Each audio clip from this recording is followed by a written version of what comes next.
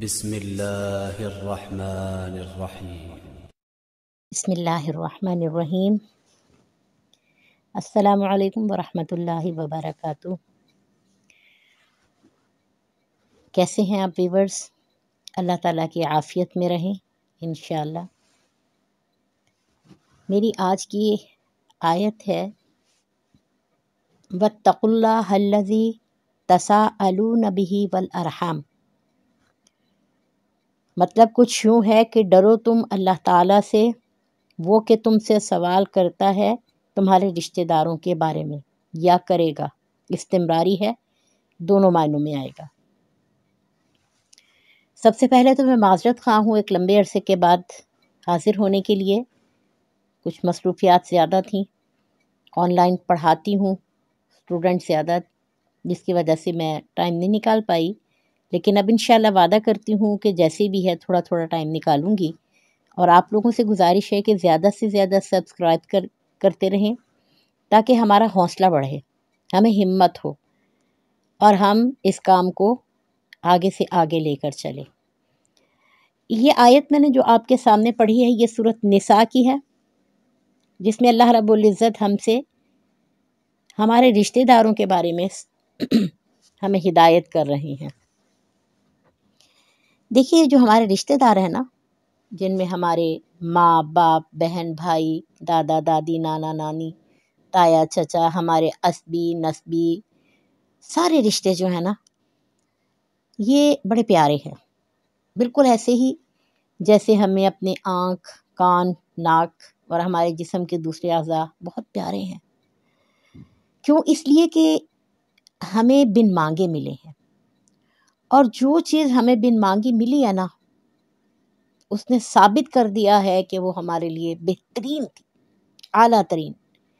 آنکھیں بن مانگے ملی، کان بن مانگے ملے، زبان بن مانگے ملی، دھڑکتا دل بن مانگے ملا، خوبصورت جسم بن مانگے ملا، خوبصورت جلد بن مانگے ملی، خوبصورت نین نقش بن مانگے ملے۔ اور دنیا میں آنے کے بعد احساس ہوا کہ ان میں سے اگر کچھ بھی اسکپ ہو جاتا، لائک آنکھیں نہ ہوتی، کان یا ناک نہ ہوتا، تو ہماری زندگی واقعی بڑی ادھوری تھی، عجیب و غریب سی زندگی ہو جاتی۔ تو یہ ساری چیزیں ہمیں بہت پیاری ہیں، شکر ادا کرتے ہیں اللہ تعالیٰ کا، اللہ جی آپ نے دیا، یہ آپ کا احسان عظیم ہے، اور اللہ تعالیٰ ان کا حق ادا کرنے کی توفیق عطا فرمائے۔ تو بالکل ایسے ہی رشتہ دار ہیں جو بن مانگے ملے ہیں، لیکن یاد رکھیے گا ان کی قدر ہم نے کرنی ہے، ان کا حق ہم نے ادا کرنا ہے۔ کیوں؟ اس لیے کہ اللہ تعالیٰ نے واضح طور پر فرما دیا کہ ڈرو اس وقت سے جب اللہ تعالیٰ تم سے تمہارے رشتہ داروں کے بارے میں سوال کرے گا۔ اصل میں اپنی بھاگتی دوڑتی زندگی میں نا، ہم رشتہ داروں کے بارے میں بہت لاپرواہ ہو چکے ہوئے ہیں۔ ہر رشتے سے مطلب نکالتے ہیں، غرض نکالتے ہیں، اس کے بعد اس کی طرف سے ہم بالکل لاپرواہ ہو جاتے ہیں۔ اور اگر ہمیں کسی سے کوئی غرض ہو اور کوئی ہماری غرض پوری نہ کرے تو ہم ویسے ہی اس کے ساتھ اپنا تعلق ختم کرنے کو تیار ہو جاتے ہیں۔ ہم نے رشتوں کو نا ٹیشو پیپر بنا لیا، ضرورت پڑی ہاتھ صاف کیے، ڈسٹ بن میں ڈالا، اللہ اللہ خیر صلاح۔ جبکہ ایسا نہیں ہے۔ یہ رشتے جو ہیں نا، یہ ہماری زندگی کی طاقت ہے۔ سوچئے، باپ ایک بڑا سایہ، بڑی دیوار ہے ہماری، بھائی بہن، یہ سارے رشتے جو ہیں نا وہ بڑے پاورفل ہیں۔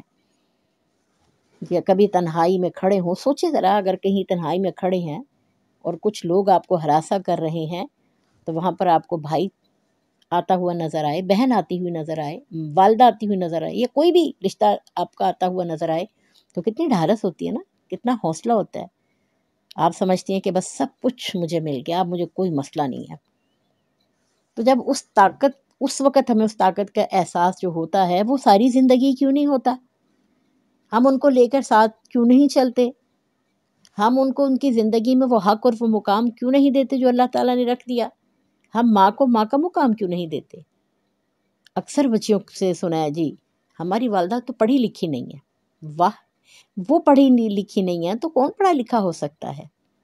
وہ جس نے آپ کو بالکل ننگ دھڑنگ آپ دنیا میں آئی ہیں، آپ کو بہترین لباس پہنایا، آپ کو بول نہیں سکتی تھی، آپ کی ہر زبان بے زبانی کو اس نے جان دی ہے، آپ کے ہر مشکل وقت میں وہ کام آئی ہے، اور آج آپ اسے کہتی ہیں کہ اسے کچھ پتہ نہیں ہے یا پڑھی لکھی نہیں ہے۔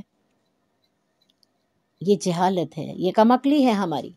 والد جو ہزار حد تکلیفیں برداشت کر کے ہمارے لیے ساری ضروریات پوری کرتا ہے، ہم اسی کے خلاف اٹھ کر کھڑے ہو جاتے ہیں کہ کیسے حوصلے کی بات ہے۔ بہن بھائی جو ہماری شناخت، ہماری پہچان، ہماری طاقت ہیں، ان کے ساتھ ہم ضرورت کا رشتہ بنا لیتے ہیں۔ اور یاد رکھیے گا، یہ اللہ تعالیٰ جب پوچھیں گے نا ہم سے تو بڑا کڑا سوال ہوگا، تو اس سوال کے لیے خود کو تیار رکھیے، ورنہ اپنے رشتوں کی قدر کیجیے۔ بعض لوگ کہتے ہیں جی ابا جی آپ کو نہیں پتہ، یہ رشتہ دار جو ہے نا بڑے ایسے ہیں ویسے ہیں۔ بھائی وہ ایسے ویسے ہیں تو آپ بھی تو رشتہ دار ہیں نا کسی کے، تو جو آپ دوسروں کے لیے رائے رکھتے ہیں کوئی آپ کے لیے بھی رائے رکھتا ہوگا۔ اور اگر کوئی حقیقت میں آپ کو تکلیف دینے والا ہے یا حقیقت میں کچھ غلط کرنے والا ہے تو اس سے تعلقات محدود کر لیجیے، خیر خیریت کی حد تک، سلام دعا کی حد تک رکھیے۔ کچھ برا اللہ نہ کرے اس کے ساتھ ہو تو اس کے ساتھ کھڑے ہو جائیے، یہی حق ہے نا۔ نہ اس کے اندر اتنا انوالو ہو جائیے کہ اپنے گھر کی بات، اپنے معاملات اس کے ہاتھ میں دیں اور وہ آپ کو پریشان کریں۔ ہر چیز جو ہے نا اعتدال میں بہترین لگتی ہے۔ تو میں تو آپ سے یہی کہوں گی کہ اپنے رشتوں کی قدر کیجیے۔ ان کی قدر کرنے سے، ان کی غلطیاں معاف کرنے سے، ان کے خطاؤں درگزر کرنے سے، ان کے بھول چوک بھلا دینے سے جو ہے زندگی پرسکون ہوتی ہے۔ کیا کوئی کر لے گا ہمارے ساتھ؟ کوئی کچھ نہیں کر سکتا جب تک اللہ تعالیٰ کا حکم نہ ہو۔ مطمئن رہیے، اللہ رب العزت پر بھروسہ رکھیے۔ اگر اس نے یہ رشتے دیے ہیں تو بہترین فیصلہ کیا ہے، اور اگر وہ سوال کرے گا تو ہمیں اس سوال کی تیاری کرنی چاہیے۔ اللہ تعالیٰ مجھے اور آپ کو دین حق پر چلنے کی توفیق دے۔ پاکستان اور فلسطین کے لیے کثرت سے دعا کرتے رہیے۔ اللہ تعالیٰ ہم سب کا حامی و ناصر ہو۔ فی امان اللہ۔ اللہ حافظ۔